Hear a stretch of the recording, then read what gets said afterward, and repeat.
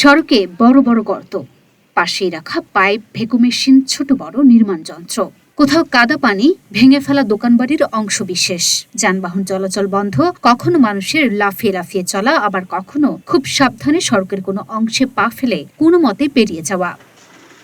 এটি রাজধানীর মুগদা এলাকার সড়কের বর্তমান চিত্র। প্রায় 2 মাস ধরে এই এলাকার মানুষ বিধ্বস্ত সড়কের এমন যাতনার মধ্য দিয়ে যাচ্ছেন। মুগদা মান্ডা সড়কটিতে চলছে সংস্কার কাজ। সংস্কারের কারণে সৃষ্ট বেহাল দশায় বাসিন্দাদের ভোগান্তি বাড়িয়েছে কাজের ধীরগতি।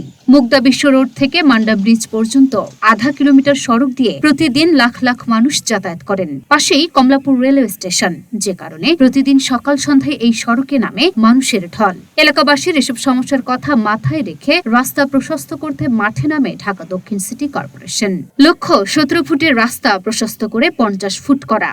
রাজুকের সহযোগিতায় গত এপ্রিল মাসে যৌথভাবে অভিযান পরিচালনা করে রাস্তার 2 পাশের অবৈধ দোকান স্থাপনা ভেঙে দেওয়া হয়। প্রথমে ড্রেনেজ ব্যবস্থার জন্য রাস্তার নিচে বড় পরিসরে ড্রেন নির্মাণের জন্য রাস্তা খুঁড়ে ফেলা হয়, কিন্তু আওয়ামী লীগ সরকারের পতনের পর মেয়র কাউন্সিলর অপসারণের কারণে বন্ধ হয়ে যায় কাজ। হঠাৎ কাজ বন্ধ হয়ে যাওয়ায় এলাকাবাসীর ভোগান্তি আরো বাড়ে। এর মধ্যে নতুনভাবে ফের কাজ শুরু হলেও ধীরগতির কারণে অতিষ্ঠ হয়ে উঠেছেন বাসিন্দারা।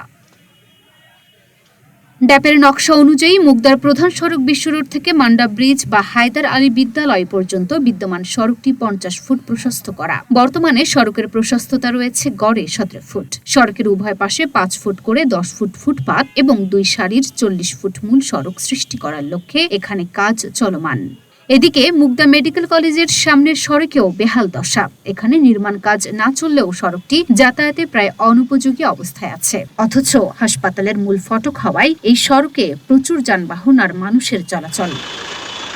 দ্রুত রাস্তার কাজ শেষ করা উচিত, তা না হলে মানুষের ভোগান্তি শেষ হবে না বলে মনে করছেন এলাকাবাসী এবং সংশ্লিষ্টরা।